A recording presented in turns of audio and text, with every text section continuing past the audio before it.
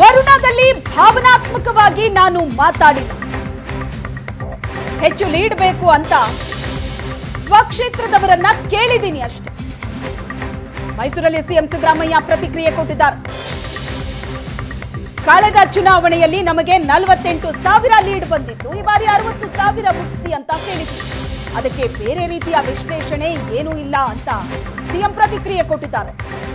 28 ಲೋಕಸಭೆ ಕ್ಷೇತ್ರ, ಅದನ್ನ ಗಂಭೀರವಾಗಿ ತೆಗೆದುಕೊಂಡಿದ್ದೀವಿ. ಬಿಜೆಪಿಯವರು ಬಂದ್ರೆ ಬಡವರ ಯೋಜನೆ ನಿಂತು ಹೋಗುತ್ತೆ. ಬಿಜೆಪಿಯನ್ನ ಅಧಿಕಾರದಿಂದ ದೂರ ಇಡೋದಕ್ಕೆ ಹೆಚ್ಚು ಲೀಡ್ ಕೊಡಿ ಅಂತ ಕೇಳಿದ್ದೇನೆ.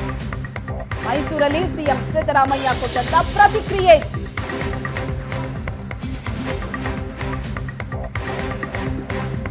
ಎಲ್ಲ ಕೆಲಸಗಳು ಮುಂದುವರಿಬೇಕಾದ್ರೆ ಇರ್ಬೇಕಪ್ಪ ಅಂತ ಹೇಳಿದ್ದೀನಿ ಅಷ್ಟೇ. ಯಾಕಂದ್ರೆ ಬಿಜೆಪಿ ಬಂದ್ಬಿಟ್ರೆ ಇವೆಲ್ಲ ನಿಲ್ಲಿಸ್ಬಿಡ್ತಾರೆ.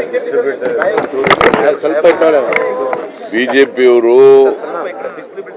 ಬಂದ್ರೆ ಇವೆಲ್ಲ ನಿಲ್ಲಿಸ್ಬಿಡ್ತಾರೆ ಅಂತ ಹೇಳಿದ್ದೀನಿ ಅಷ್ಟೇ. ನಾನು ಗಟ್ಟಿಯಾಗಿರ್ಬೇಕು ಅಂದ್ರೆ ನನಗೆ ಒಂದು 60,000 ಲೀಡ್ ಬೇಕು ಅಂದ್ರಲ್ಲ, ನನಗೆ 48,000 ಲೀಡ್ ಬಂದಿದೆ, ಅದಕ್ಕಿಂತ ಜಾಸ್ತಿ ಕೊಡ್ರಪ್ಪ ಅಂತ ಹೇಳಿದ್ದೀನಿ. ನನಗೆ 48,000 ಲೀಡ್ ಬಂದಿತ್ತು ಅಸೆಂಬ್ಲಿನಲ್ಲಿ. ಸೋಮಣ್ಣ ನಿಂತರು ಕೂಡ ಕರ್ಕೊಂಡು ನಿಲ್ಲಿಸಿದ್ರು ಕೂಡ 48,000 ಲೀಡ್ ಬಂತು. ಇವನಿಗೆ ಸುನೀಲ್ ಬೋಸ್ಗೆ 60,000 ಲೀಡ್ ಕೊಡಿ ಅಂತ ಹೇಳಿದ್ದೀನಿ. ಲೋಕಸಭಾ ಚುನಾವಣೆಯಲ್ಲಿ ಗೆಲ್ತಕ್ಕಂಥ ಸ್ಥಾನಗಳು ಕೂಡ ಕಾಂಗ್ರೆಸ್ ನಾಯಕರುಗಳ ಕುರ್ಚಿಗಳನ್ನ ಭದ್ರಪಡಿಸ್ತಾವ ಅಂತ. ಲೋಕಸಭಾ ಕ್ಷೇತ್ರಗಳಲ್ಲಿ ಗೆಲ್ಲುವಂತ ಸ್ಥಾನಗಳು ಕೂಡ ಕಾಂಗ್ರೆಸ್ ನಾಯಕರ ಕುರ್ಚಿಗಳನ್ನ ಭದ್ರಪಡಿಸ್ತಾವ ಅನ್ನೋದೊಂದು ಯಾರಪ್ಪ ಚರ್ಚೆ ಸಾರ್ವಜನಿಕವಾಗಿ ಸರ್, ಏನು ಸಾರ್ವಜನಿಕವಾಗಿ ಚರ್ಚೆ ಮಾಡಿರೋಲ್ಲ. ಇವೆಲ್ಲ ಜನ ಚರ್ಚೆ ಮಾಡಿ.